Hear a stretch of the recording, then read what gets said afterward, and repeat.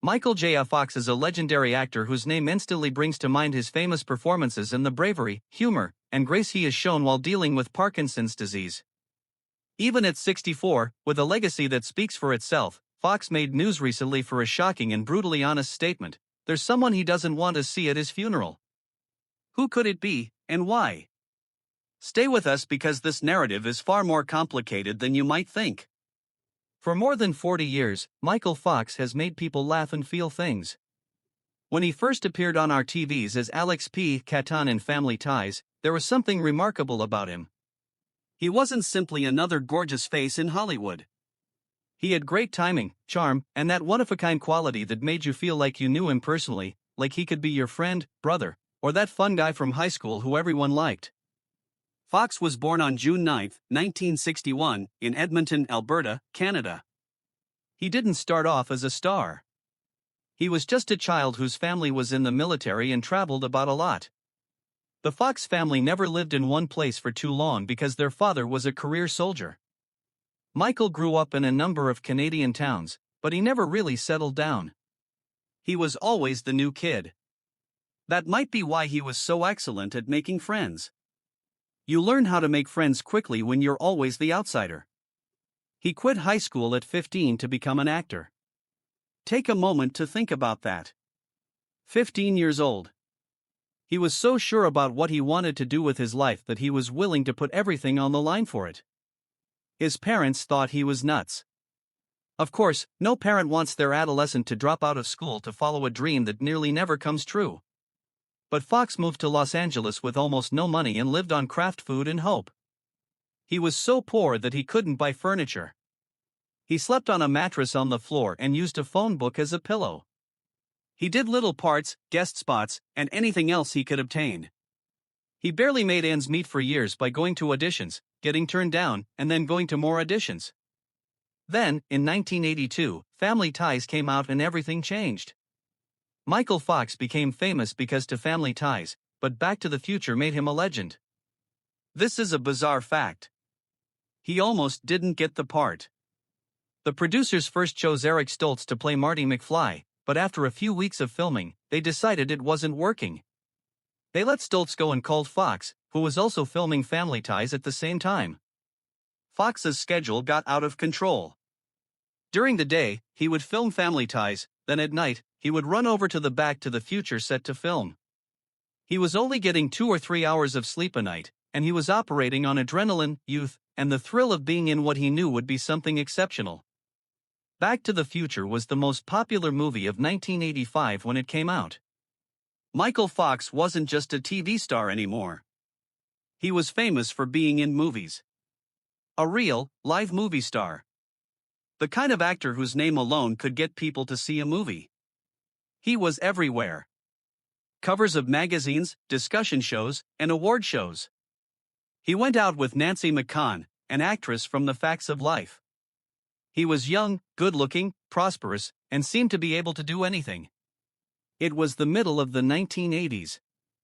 If you were a teenage girl or boy, Michael Fox was definitely on your bedroom wall. Teen Wolf and Back to the Future came out in the same summer, so Fox had 2 big hits in theaters at the same time. After it, he made The Secret of My Success, Light of Day, and Bright Lights, Big City. Not all of them were big hits, but Fox was on a roll and Hollywood couldn't get enough of him. The sequels to Back to the Future in 1989 and 1990 made him even more famous. At this point, Fox had shown that he could do just about anything, including humor, drama, romance, and science fiction. He could do a lot of things, was dependable, and people adored him. He was popular with studios. Directors liked working with him. He had everything. But here's the thing about living. It doesn't care what you want to do. It doesn't matter if you're famous, affluent, or loved by a lot of people. Anyone can have bad things happen to them at any time. Michael Fox was 29 years old in 1991. He married Tracy Pollan, whom he had met on the set of Family Ties, in 1988. They had just had their first kid, a boy named Sam. Fox's job was going well. Things looked good for the future. Then he saw something strange. His left pinky finger was moving. There was only a little tremor that was hard to see. He thought it was either stress or being too tired. He was always working, after all. The twitching, though, didn't stop. It grew worse. His hands began to shake. It was hard for him to control. He went to the doctor thinking that it wasn't a big deal, maybe just too much work or a pinched nerve. The doctor looked at him and said, "You have Parkinson's disease." Parkinson's? An old person's disease? Something that happened to your grandparents, not to 29-year-old movie stars at the height of their careers. Fox didn't believe it at first. He asked for second, third, and fourth opinions, but all the doctors told the same thing. He had young-onset Parkinson's disease, which is a rare type that affects persons under 50. It was progressive and couldn't be cured, and over time it would take away his capacity to move freely. Fox went into a downward spiral after the diagnosis. He drank a lot to attempt to numb the fear, rage, and sadness he felt about the life he feared he would have. He could have kept it to himself forever and suffered in silence, but the stress of suppressing it was killing him. Fox didn't inform anyone outside of his close family about his diagnosis for 7 years. He kept working, starring in movies and TV series, all while trying to hide the tremors that were getting harder and harder to manage. He learned how to mask his symptoms. He would put his hand in his pocket or hold something if it was shaking. He would carefully time his medicine so that the tremors would be as small as possible while he was recording.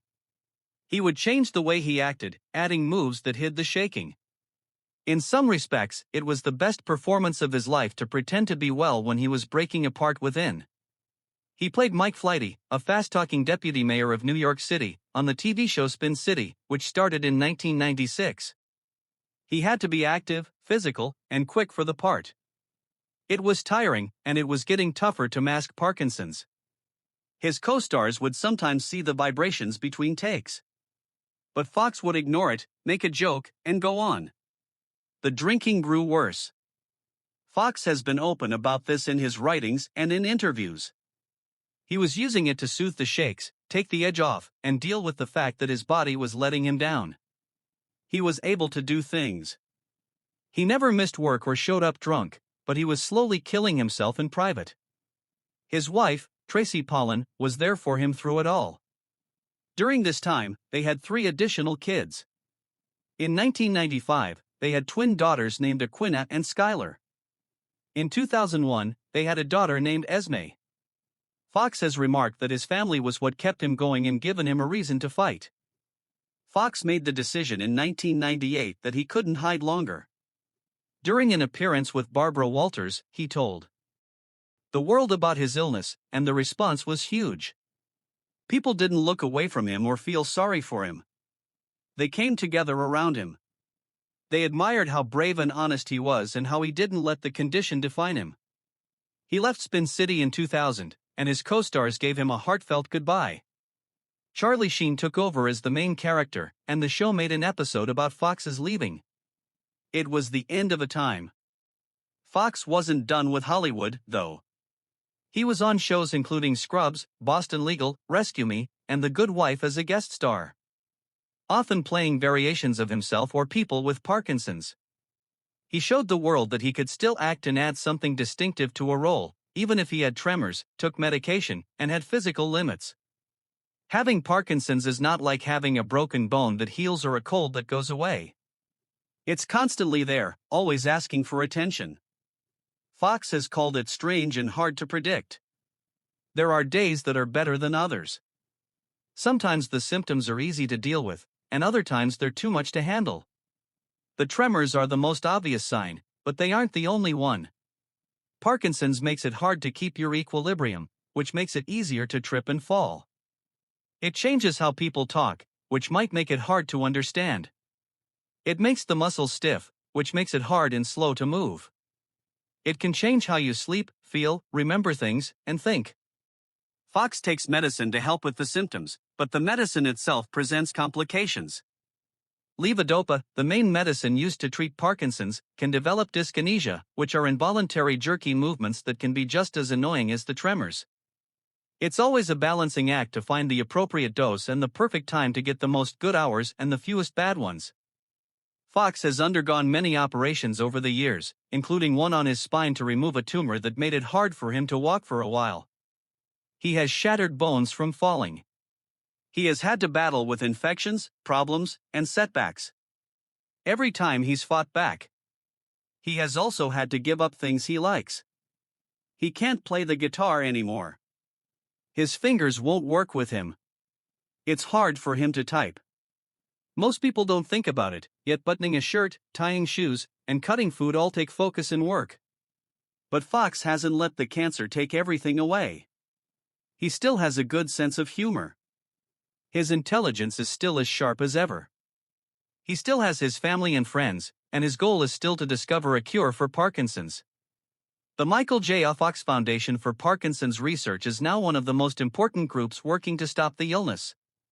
It has given more than $1.5 billion to research since it was founded in 2000, making it the world's largest nonprofit funder of Parkinson's research. Fox put as much effort into his work as he did into performing. He went before Congress to argue for more money for medical research, particularly stem cell research, which is a hot topic.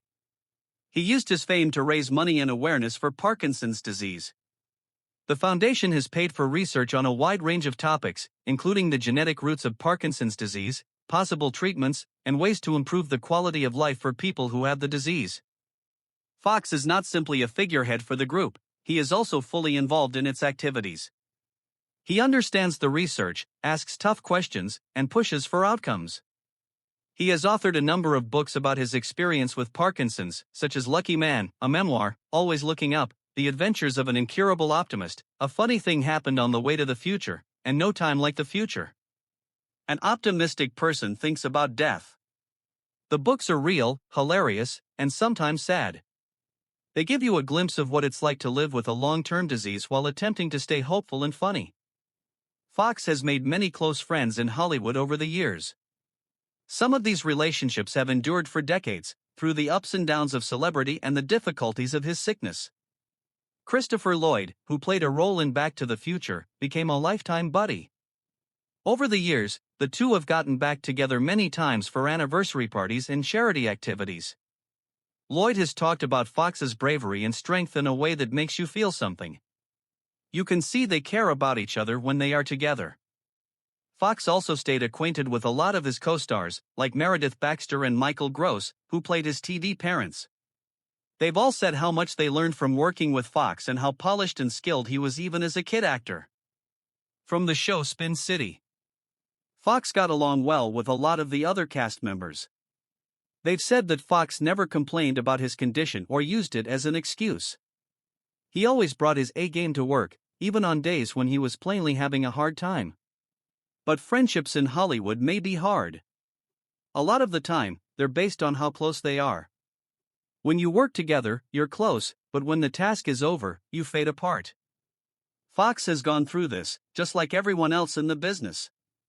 In show business, some friendships last and others slip away. That's just how it is. Fox has been more frank about mortality and what he wants for his burial in recent interviews to promote his work and talk about his life with Parkinson's. Some people might think this is morbid, but for someone who has had a degenerative sickness for more than 30 years, thinking about the end isn't sad. It's useful. Fox has always had a wicked sense of humor that helps people get through tough times. And, as expected, he's made jokes and rude comments about his own burial. Fox, in his usual funny way, said that he had thought about who he would want at his funeral and, even more amusingly, who he would rather not have there. He has made fun of some Hollywood stars who might make a serious event into something else entirely. Johnny Depp was one name that others said came up in these funny talks. Fox said that he didn't have anything against Depp personally. Fox has quipped that Depp's mercurial character and penchant to be well, Johnny Depp might transform a calm, dignified goodbye into a show.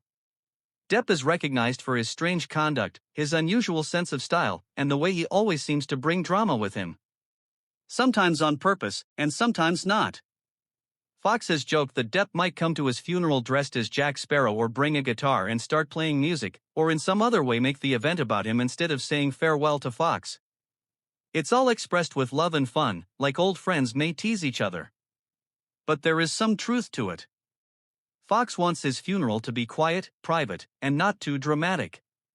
He doesn't want it to turn into a Hollywood movie or a media circus. He wants things to be simple. Fox has also jokingly brought up George Clooney as a possible name. No matter where he travels, Clooney tends to be the center of attention because of his charm and talent. He has a smooth, sophisticated, and natural charm. Traits that make him a terrific actor and a strong presence, but also traits that could change the vibe of a funeral. Away from the closeness Fox wants. Fox has said that if Clooney came to his funeral, all the women attending would be looking at Clooney instead of thinking about Fox. Clooney would be the main focus of the cameras. Afterward, people would talk about Clooney. Instead of Michael J. Fox's funeral, it would be George Clooney's funeral. Once more, this is all expressed in a light-hearted way, with no real bad intentions. Fox and Clooney have worked together many times throughout the years, and they respect each other. Fox's humorous point is that he wants his funeral to be a time for quiet reflection and real emotion, not a time to talk about who came or what they wore. When Fox talks about his death in a serious way, putting the laughs aside, it's clear that he wants calm and simplicity. He has been in the public glare for his whole adult life, coping with the pressures of celebrity, the media's attention, and the expectations of his admirers. He wants something unusual for his last goodbye. He has remarked that he would like to not wake up one day. That would be awesome. He didn't want a lot of drama, a painful decline, or a long goodbye. He just wanted to leave quietly, preferably in his sleep with his family around him. He doesn't want a big Hollywood funeral with hundreds of people. There were paparazzi outside, and everyone was acting sad for the cameras. He wants something private and small. Close family, real friends, and individuals who really knew and loved him, not just because he was famous. Fox has also quipped that he doesn't want people to come to his funeral because they feel like they have to. He doesn't want people from the industry to come because they think they should, because it would look awful not to, or because they want to be seen there. He wants individuals who really care about him and will really miss him. This makes sense. Fox has worked in a field for more than 40 years where looks count more than facts, and people are nice to you while you need them but forget your name as soon as you're not useful. He realizes that true friends are different from Hollywood pals. He only wants the real ones at his funeral. Fox has made jokes about the people he doesn't want at his funeral, but he has also made it plain who he does want there. Of course, his wife Tracy is at the top of the list. They got married in 1988, and she's always been there for him. The diagnosis, the hard times, the dark periods, and the times of healing. Their partnership has been through storms that would have broken apart most marriages, yet they are stronger now. It's clear that his 4 kids are featured. Sam's kids are Aquinnah and Skylar, who were born in 1995, and Esme, who was born in 2001. Fox has remarked that being a parent has been one of the best things that has ever happened to him. Watching his kids grow up has given him a reason to keep fighting. He wants the few close pals who have been there for him throughout the years. The folks who call him just to see how he's doing, who come over without cameras or fuss, and who treat him like Michael the person instead of Michael J. Fox the famous person. He wants the people from his foundation, the ones who have worked with him to discover a cure for Parkinson's and aid others who have it, to be there. And he wants it to be quiet above all else. No screaming or wailing, no over-the-top eulogies, and no showy mourning. Just a calm acknowledgement of a life lived, fights faced, and now finally rest. Michael J. Fox is still an inspiration as he hits what he calls the back nine of his life. He's making a new documentary about his life and the activities of his foundation. He still makes public appearances from time to time, although not as often as he used to. He still pushes for research and financing, and when he thinks about his death, he doesn't feel scared, but rather a kind of realistic acceptance. Death is not an enemy after 33 years of living with Parkinson's. It's only the end of a long trip. One he's traveled with more bravery than most of us will ever need to show.